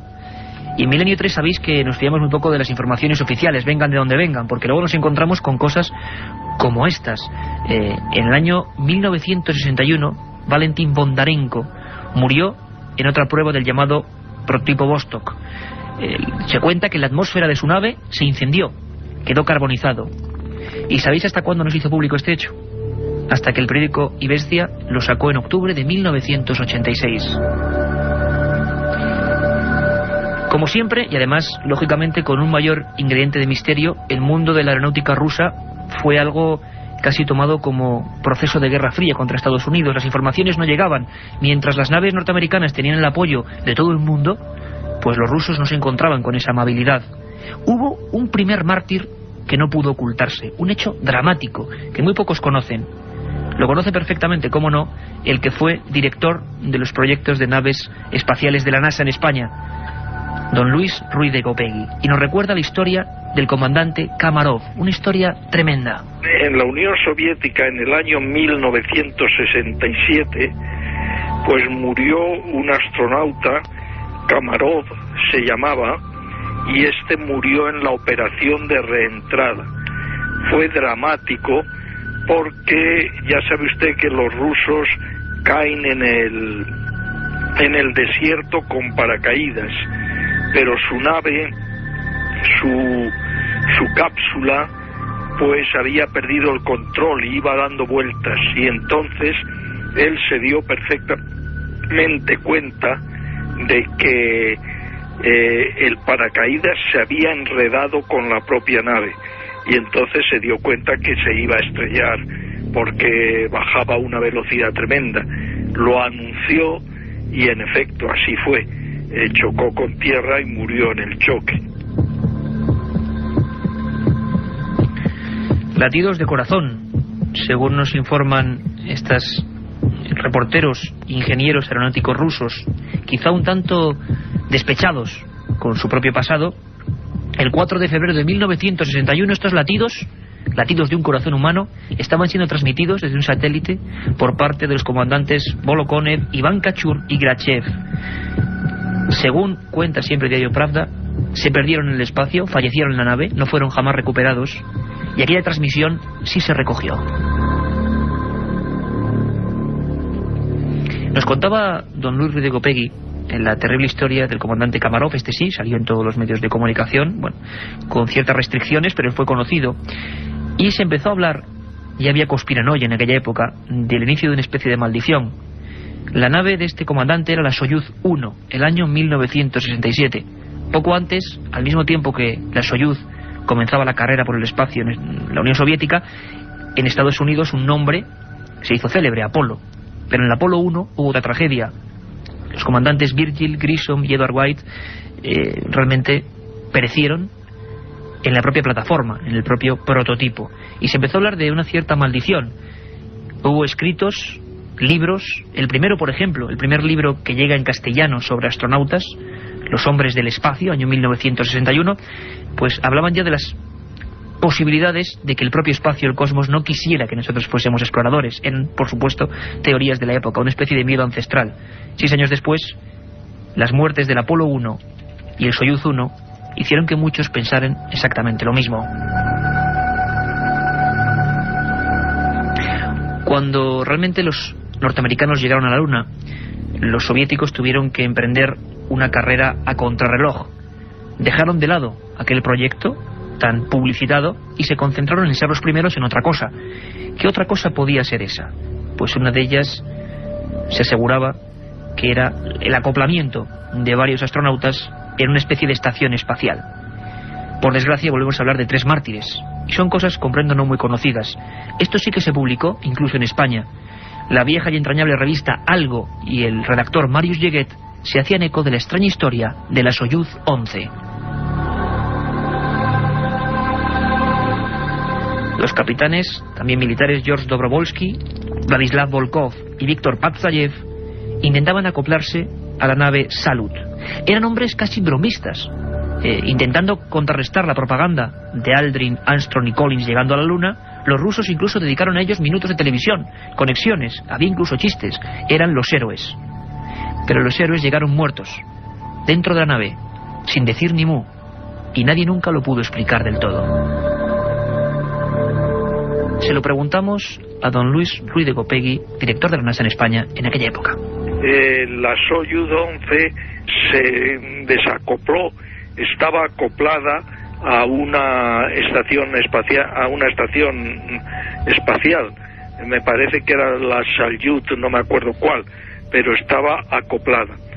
Se desacopló y al desacoplarse se produjo una pérdida de atmósfera, y entonces los astronautas no les dio tiempo de cerrar la llave de paso y la atmósfera se les fue fuera, la atmósfera que había dentro de la nave, se quedaron en vacío y por tanto murieron de forma trágica, se les explotaron las venas y en fin fue una muerte muy...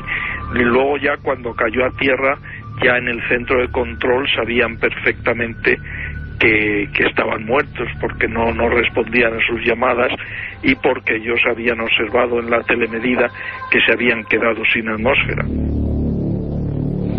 Sabéis que hay un mail, milenio3@cadenaser.com, un contestador 915324532, y que damos todo este equipo buena cuenta de todas vuestras sugerencias y peticiones, críticas, alabanzas, lo que queráis. milenio3@cadenaser.com. Estamos imbuidos, se ha convertido este estudio 1 de la cadena SER en una auténtica nave espacial, en tierra eso sí, pero con la imaginación y con las esperanzas en el cosmos. Hablábamos de esas 3 muertes y yo me imagino a los reporteros incluso de televisión, a las personas ingenieras aeronáuticas rusas, cuando no comprendían cómo Volkov, Dobrovolsky y Patsayev no respondían, cómo habían sido tan ufanos en lo que era el trayecto de vuelta y cómo durante horas no respondían, casi lo que ocurrió desgraciadamente con el Columbia. En este caso el drama fue mucho mayor, se habló de lo que comentaba don Luis de Gopegui, pero mucha gente lo negó, habló de otras cosas, se especuló en su día incluso con experimentos de cobayas humanas. Aquellos 3 hombres no llevaban escafandra, estaban sin los trajes protectores, los 3 con el cinturón puesto, los 3 muertos, en pleno silencio. Fueron enterrados como auténticos héroes de la nación. Volkov, Patsayev y Dobrovolsky, una de las historias más extrañas de la aeronáutica rusa, Soyuz 11 en 1971. Una muerte brutal, según nos comentaba don Luis de Gopegui. Y esas especulaciones continuaron y fueron fomentadas incluso en Estados Unidos. Propaganda, misterio, autenticidad. Uno de los periodistas que más se metió en esta historia fue Frank Edwards. Y me vais a perdonar, pero es que estas historias son reales, pero parecen pura ficción. Frank Edwards, reportero, que hizo varios libros, tenía encargado a su editor una edición de un libro que según iba a ser un gran bestseller. Los misterios de la aeronáutica rusa. Contaba, o quería contar Frank Edwards en ese borrador que jamás se publicó después y que hizo patente o difundió uno de sus editores, que tenía información secreta en el año de 1968 sobre pruebas realizadas adrede negativas sobre los cuerpos humanos de los soviéticos. Quizá no solo se refería a Volkov, Patsayev y Dobrovolsky, sino a otros muchos, quizá a los primeros X1, X2 y X3 que reventaron el aire antes de Gagarin. Quizá quería publicarlo en el 68 Frank Edwards. Frank Edwards apareció en su viejo coche con un tiro en la cabeza. Y después, en esta historia extraña del mundo de la aeronáutica, nos tenemos que ir evidentemente a el Challenger. Esa historia que realmente recordamos todos en una imagen patética, tremenda, esa historia de esos 7 valerosos hombres que perdieron su vida. También aquí hubo misterio. También aquí hubo gente que dijo que lo predijo. Pero claro, es muy sencillo poder decir a toro pasado que uno, como si fuera un Nostradamus cualquiera, pero en falso, pues realmente ve cosas. Pero hubo un escritor, Jenny Randles, que lo dejó por escrito 3 años antes. Javier Sierra nos lo cuenta. Ella tuvo un sueño muy particular y lo escribió habló de que ella había visto cómo de noche salía el transbordador espacial hacia el espacio y que aproximadamente un minuto después del lanzamiento uno de los depósitos de combustible ardía y explotaba la nave en vuelo. Claro, salvo el detalle de la noche, el resto de los detalles son muy ajustados a lo que después ocurrió, y esto pues tuvo en jaque a esa mujer durante varios meses, que se dedicó a recoger otras experiencias similares de personas que también habían soñado con el accidente del Challenger, pues aproximadamente desde hacía 1 o 2 años antes de que tuvieran lugar esos acontecimientos. Incluso en registros como el Registro Central de Premoniciones, que es una iniciativa que lleva muchos años funcionando en los Estados Unidos, se registraron varias notas haciendo alusión a la eventual explosión de un transbordador espacial. Lo que no coincidía en aquella época, porque muchos de aquellos sueños hablaban de un accidente cuando el transbordador espacial regresaba de una misión espacial, lo que no se ajustaba a lo que ocurrió en 1986, desde luego se ajusta como un guante a lo que ha ocurrido hace apenas unos días. Jenny Randalls, que escribía en noviembre del 83 esa premonición, ese estallido del Challenger. Bueno, historias que quedan ahí paralelas, que es mejor casi redundar en ellas, pero que pertenecen a la historia de estos fenómenos. Una cosa de la que hablaremos seguro, los fenómenos extraños en torno a astronautas, y hay documentación que os va a sorprender, es por ejemplo los cambios de conciencia que se producen en muchas de estas personas. Uno de ellos, por ejemplo, fue Edgar Mitchell, del Apolo 14. En febrero del 71 tuvo una misión increíble: experimentar telepáticamente, y esto se publicó en todo Estados Unidos. Nos lo cuenta también Javier. Este hombre tenía que ser sujeto tanto emisor como receptor de las ondas telepáticas de un supuesto dotado paranormal muy conocido en aquel entonces en Estados Unidos, llamado Olaf Johnson, que debía transmitir mediante el poder de su concentración las imágenes típicas de las cartas Zener, unas cartas que se utilizan en experimentos telepáticos desde hace muchos años y que se recogen imágenes geométricas muy precisas. El resultado de aquellos experimentos fueron 275 ensayos, pues fue bastante sorprendente, porque hubo un índice de aciertos que superaba casi el 40%. Después de aquel vuelo del Apolo 14, sufrió una transformación personal muy seria y se convirtió en uno de los principales defensores de la validez científica de la parapsicología, llegando incluso a ser uno de los miembros fundadores de una organización internacional importante que entonces recibió el nombre de Instituto de Ciencias Noéticas y que se ha dedicado prácticamente hasta nuestros días a defender precisamente que todo lo relacionado con investigación psíquica humana debería tener un lugar de honor en todas las universidades del planeta. En definitiva, enigmas que sobrevuelan, nunca mejor dicho, a los hombres del espacio, estos auténticos héroes.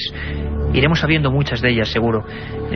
Don Luis Ruiz de Gopegui, nos comentaba que a día de hoy vamos empezando a saber muchas cosas, sobre todo de la aeronáutica rusa, que se ocultaron, algunas terribles, muertes de cientos de civiles.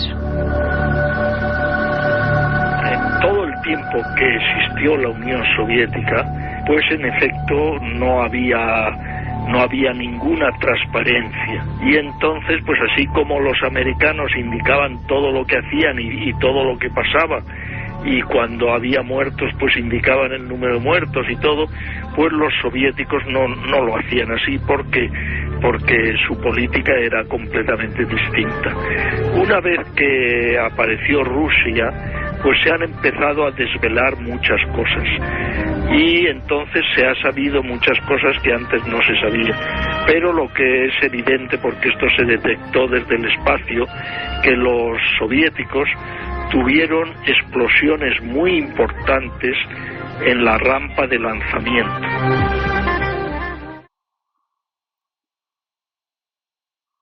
6 minutos de la madrugada y comienza la propuesta del menú que la cadena SER hace siempre cuando llegan estas horas brumosas, más frías ahora, 6 grados en el exterior, según nos comunica aquí el termómetro de este estudio 1 de la cadena SER, completamente en penumbra, con don Carlos Nicolás en la Enterprise, en la nave, dispuesto a llevar todo por buen rumbo, y con el mejor equipo: Katia Rocha, Carlos Barroso, Carmen Porter y este que os habla, vuestro amigo Iker Jiménez. Un montón de contenidos, de noticias, de misterios, un encuentro con la radio en vivo, en directo, con vuestro pensamiento y nuestras voces e investigaciones. Yo creo que una buena comunión, ¿verdad?, para todas las madrugadas del domingo de 3 a 4. Sabéis que hay un correo electrónico, milenio3@cadenaser.com, milenio3 con número @cadenaser.com. Hemos recibido centenares de mails, algunos realmente espectaculares, intentando, bueno, pues traducir o opinar sobre aquella voz que grabamos la semana pasada en el santuario de Andújar siguiendo la investigación de Belmez. Os prometo cosas muy fuertes dentro de las próximas semanas en torno a este asunto. Iremos desgranándolas poco a poco. Sabéis que siempre los seguidores de Milenio 3 vais a ser los primeros en saber todo lo que estamos indagando e investigando a fondo.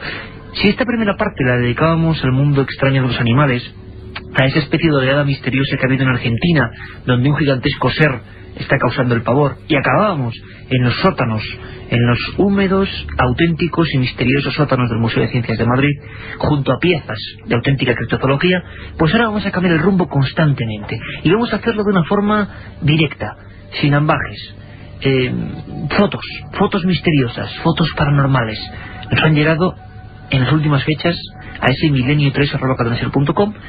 Yo siempre lo digo, vosotros podéis ser informadores igual que cualquiera de nuestros corresponsales, informadores con vuestras noticias, con vuestras investigaciones, con vuestras pesquisas, y una de ellas venía de un lugar precisamente cercano a Belmez, cercano a Jaén, en pleno corazón de la provincia, un lugar maravilloso, un lugar precioso llamado Úbeda. Precisamente hace un par de semanas estábamos allí y nos llegó una fotografía impactante. La fotografía quizás de un fantasma.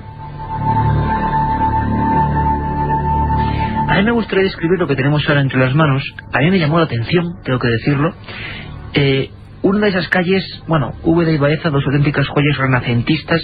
Quien tengan la suerte de conocerle y de haber estado por sus calles, conocerán esa especie como de pequeñas rúas muy estrechas, callejas blancas, ventanas enrejadas, y bueno, dos amigos, concretamente Carmen Porter, que son Francisco Javier López y Nani Baena López. Buenas madrugadas. Buenas madrugadas, Carmen. Tenéis ahí toda la información. Ellos dos son los que se ponen en contacto con el programa y descubren espontáneamente esta fotografía. No la hacen ellos, ¿no? Exactamente, y que además nos mandan un email en el que nos dice: estimado Iker, somos dos jóvenes de Úbeda, Jaén, seguidores de tu programa. Hemos encontrado una foto bastante curiosa de nuestra Semana Santa.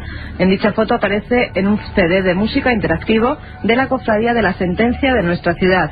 En ella podemos observar un supuesto fantasma asomado en una ventana de un palacio del casco antiguo de la ciudad. Nos dejan un número de teléfono. Nuestro corresponsal en Sevilla, José Manuel García Bautista, se ha puesto en contacto con Francisco Javier y con Nani, y ha sacado conclusiones, Iker, pues bastante fuertes después de analizar esta fotografía. Porque, bueno, no es quizá de la mejor calidad, pero aquí lo curioso y lo que hay que destacar es que esta foto no la hacen ellos, no intentan desde luego vendernos ninguna moto, son buenos amigos oyentes, como tantos otros de Milenio 3, que se han encontrado con un misterio. Y se han encontrado con el misterio cuando en ese CD interactivo que las cofradías de Semana Santa presentan, se encuentran con un misterioso visitante. La verdad es que yo, en cuanto vi la fotografía, me escamó, me extrañó. No me parecía el típico fraude. Alguien se asoma en un ventanuco, ni siquiera casi yo creo que sea ventana, puesto en la pared izquierda de esa pequeña calleja. Es plena noche, hay 3 focos en la parte final de esa calle y hay 4 hombres vestidos de nazarenos con capirotes negros. La verdad es que es una imagen tenebrosa, una imagen de lo más profundo, de unas fechas que además llegan justamente ahora. Nunca mejor dicho y nunca mejor traído a la actualidad este tema. Plena Semana Santa de Úbeda, y de repente, a unos 3 metros de altura, en un ventanuco, sale algo, o sale alguien, o es un efecto extraño, pero desde luego parece una figura deforme, extraña, con ojos, nariz y boca abierta, y con pelo o una especie de toga de tipo monjil. Alguien que se asoma, que nadie vio cuando se hizo la fotografía, y que mira la cámara. ¿A ti qué te parece la imagen, Carmen? ¿Cómo podríamos describir esta sorpresa?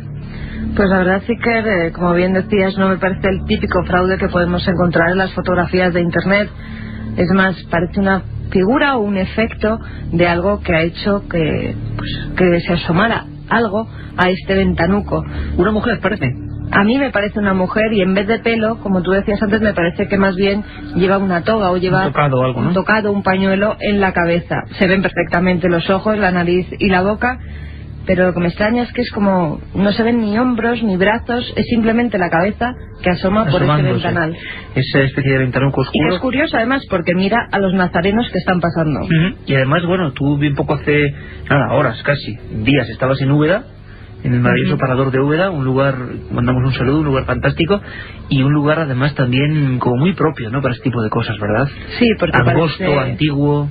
Las calles y la ciudad en sí es toda, pues parece medieval, parece que nos vamos a otra época. Y justamente pues en estas fechas, cuando se celebra la Semana Santa, yo creo que todavía más recupera esa esencia del medievo. Pues bueno, la foto de un ser misterioso, un ser extraño, sea lo que sea que nos mira. Y decías, Carmen, que José Manuel García Bautista tenía documentos de última hora en torno al análisis de la foto. Siempre que hay una cosa informática, recurrimos a José Manuel, nuestro corresponsal de Sevilla, y su compañero también informático, Rafael Cabello Herrero, y grandes expertos en el manejo del software de este tipo de análisis gráficos, y hay cosas curiosas, ¿no? Sí, en cuanto les mandamos las fotografías se las remitimos a ellos, que son los que se encargan de estudiar pues todas esas fotografías extrañas que nos mandáis a milenio3@cadenaser.com, y ellos teníamos esta noche a José Manuel García Bautista, y esto era lo que nos decía. En un aspecto bastante tenebrista se distinguían un conjunto de nazarenos por una calle de Úbeda, y en la parte superior derecha una ventana pequeña a la cual se asomaba un invitado no esperado, un invitado transparente, translúcido, con actitud de sorpresa. Analizamos la foto aquí en Sevilla, tanto mi compañero Rafael Cabello como yo. Hicimos un análisis de color, de brillos, de intensidades, de volumen. Lo último que estamos haciendo es comparando el pixelado de la fotografía, ya que nos llegó con poca calidad. Y la verdad es que la fotografía muestra como hay una figura realmente extraña, una figura que no parece haber sido fotomontada. Nuestra impresión sobre la misma es que la fotografía parece ser real. Parece ser que hay un elemento extraño, un elemento no esperado en esa fotografía, un elemento translúcido que encaja perfectamente con los niveles de brillo y luminosidad de la misma fotografía, que demuestra una transparencia y demuestra una concordancia con el entorno y con el entorno fotográfico. De momento, la investigación a la espera de esta última fotografía que nos llegue es que parece ser real. Parece ser que realmente estos amigos de Úbeda enviaron lo que ellos denominaron un fantasma en su Semana Santa, y parece ser que es cierto.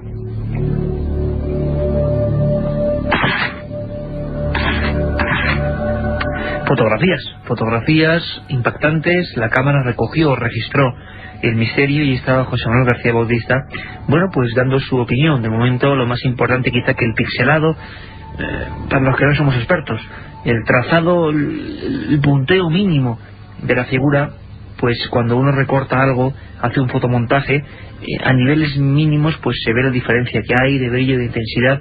Parece que no es nada recortado. Bueno, puede ser una forma extraña, algo del aire, no sabemos, pero desde luego es sugerente, y os remitimos también a que hagáis lo propio, es decir, que nos enviéis cualquier información que consideréis interesante, que consideréis seria, y que ocurra en vuestras ciudades, en vuestras regiones. Es muy importante la colaboración para que este programa tenga informaciones frescas, y es lo que vamos consiguiendo poco a poco, porque esta semana es curioso, nos han llegado un sinfín de tomas extrañas de diferentes aspectos, porque sería el fenómeno ovni que vendría después, ¿no?, con una fotografía también impactante.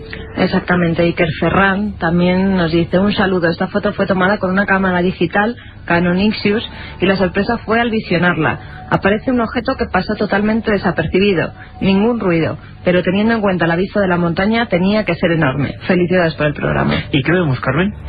Pues vemos un paisaje típico de montaña al lado de un lago, una persona con su perro que parece que está pasando allí el día, pero sobre las montañas el cielo está completamente azul, no hay ninguna nube ni nada extraño que se le parezca, pero de repente entre dos picos de montaña aparece lo que probablemente sería un objeto no identificado por el momento, y que tiene forma de puro. Forma alargada, ¿En la foto a color hay algún destello concreto, alguna tonalidad concreta? No, parece que el objeto es gris. Grisáceo. Se distingue del azul del cielo en que el objeto es grisáceo. Aquí la duda sería si es algún objeto, algún pájaro, algo que pasa de repente delante de la cámara a cierta distancia. De todas formas, sí que yo creo que también remitiremos esta fotografía a José Manuel García Bautista para que también la examine. Hombre, lo curioso es que desde casi el principio de la fotografía parece que hay ciertas imágenes que registran cosas que el ojo humano no ve.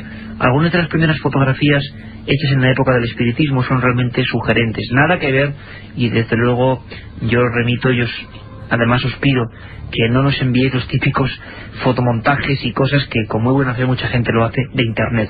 La verdad es que dentro de la red de redes nos podemos fiar bien poco del material existente, porque bueno, cualquiera puede meter cosas. Otra cosa es las fotografías que uno hace, que tiene alguien de confianza de su pueblo, de su lugar, que ha hecho. Es así, tanto en negativo podéis enviarlas como sobre todo por vía email.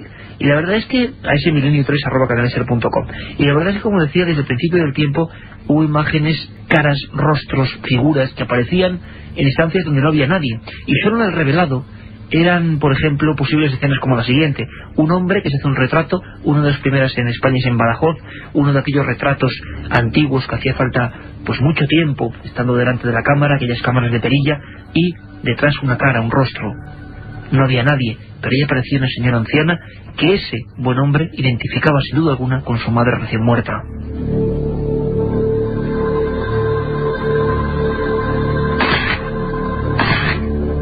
Es el mundo de la fotografía extraña, el mundo de lo que el ojo no ve, como diría alguna popular serie televisiva. Sin embargo está ahí, y con los ovnis ha sido siempre así. Es decir, muchas de las grandes imágenes de supuestos objetos volantes no identificados no estaba ahí el artefacto extraño cuando el fotógrafo lo captó, sino que era una fotografía de paisaje absolutamente normal, y solo en el revelado aparecía eso. Y empezó a haber teorías de si los ovnis, sean lo que sean, tienen facultades para pasar desapercibidos, por eso muchos no los vemos y los radares no los captan, o por el contrario hay un umbral, así como en el sonido nosotros llegamos a un límite y ya no oímos más. Sin embargo, por ejemplo, los perros u otros animales captan otras cosas. Hay algo parecido en la visión, evidentemente puede haberlo, pero entonces, ¿qué es ese objeto que vuela a esa altura sobre las montañas en esta imagen? Hace bien poco, además, otro compañero remitía otra foto que yo tengo que decir que me impresionó. Era tomada en las laderas del Tibidabo, en Barcelona, y apareció una figura parecida a la de Úbeda, a esa primera especie de mujer. Esta vez era un medio cuerpo. La foto de su padre descansando, tomando una Coca-Cola junto al coche en una mesa de campo, y detrás aparecía este ser. Bueno, son fotos de individuos que no sabemos si están ahí, si la cámara lo recoge por algún sentido, y hemos tenido incluso más, Carmen, noches de fotografía misteriosa. Esta misma noche Jesús Baldrich nos ha remitido también una información. Nos dice: hola, buenas noches, me llamo Jesús y soy un chico de Zaragoza. He oído en la radio que esta noche ibais a hablar de unas fotografías donde aparecía una silueta extraña. A mi familia nos pasó hace unos 5 años algo parecido y me gustaría contároslo. Mi hermana hizo una foto enfrente del espejo y sin darse cuenta le salió el flash.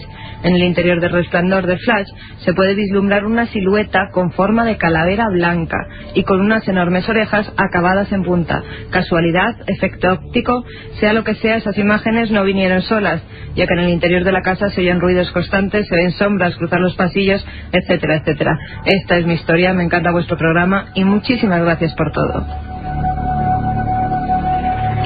Bueno, realmente tétrica la historia de este hombre, una calavera. También le pediríamos desde aquí a Jesús que si tiene esa fotografía, que por favor pues nos la remita, para también poder estudiarla. Como porque en este caso nos ha mandado la información, pero lo que es la imagen. Lo curioso es que yo recuerdo perfectamente hace muchísimos años, cómo pasa el tiempo, hace exactamente 8 años, que una de las primeras informaciones para la revista en la que entonces trabajaba era una calavera en Cerdañola, en un pueblo de Barcelona, una boda en un juzgado, y en la parte posterior de lo que era la pared había aparecido una gigantesca calavera blanca.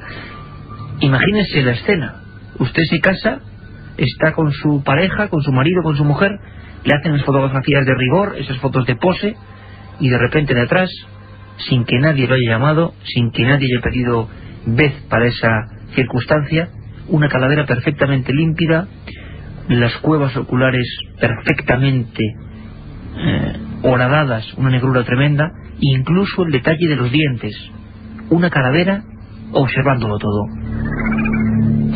Pero hay que decir que la investigación y la seriedad dio al traste con la supuesta energía supranatural. Ya empezaban los videntes Carmen, y los charlatanes diciendo que ese matrimonio estaba maldito. Imagínate el disgusto para ambos, que allí había un espectro. No, para nada, era un efecto óptico, curioso eso sí, pero aderezado con lo que eran las cortinas de la parte trasera, donde la luz del flash provocó ese efecto. Todo lo que sea luz de flash, casi podemos tener un 95% de posibilidades, yo creo, de que sea un efecto óptico. Y seguramente, si nos envía esa imagen, pues podremos casi con certeza demostrarle que es un simple efecto, que no hay que darle mayor importancia. Los otros fenómenos que hay en la casa, bueno, sería otro cantar, pero muy probablemente estas cosas parecidas a calaveras, esferas que parece que acaban en dientes, son un efecto óptico, y aquí siempre denunciamos lo que nos parece real, y muchas veces lo real no tiene nada de paranormal.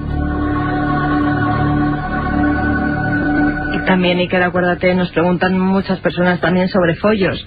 Acuérdate que en las fotografías que se le tomaron a Francisco Contreras, nuestro corresponsal en Valencia, también aparecía una especie de calavera. Esas fotografías hoy en día se están analizando porque puede ser perfectamente o la niebla que había en ese caso o un efecto de luz. Parece que es algo natural, de todas formas, ¿no? Exactamente, pero con una forma curiosa, porque tenía también forma pues de una especie de calavera. Es bueno recordarlo porque a través de ese milenio3@cadenaser.com muchos nos preguntáis por aquella investigación, no inconclusa, sino que terminó ahí más o menos, de aquella aparición del fantasma de follos. ¿Os acordáis, verdad? Estábamos en la fábrica con Francisco Contreras en la unidad móvil de Radio Valencia retransmitiendo todo, y los compañeros hicieron unas fotos y salía algo que parecía también una calavera, un ser bastante desagradable. Parece ser que puede ser achacable a una corriente de aire o de humo, algo completamente natural.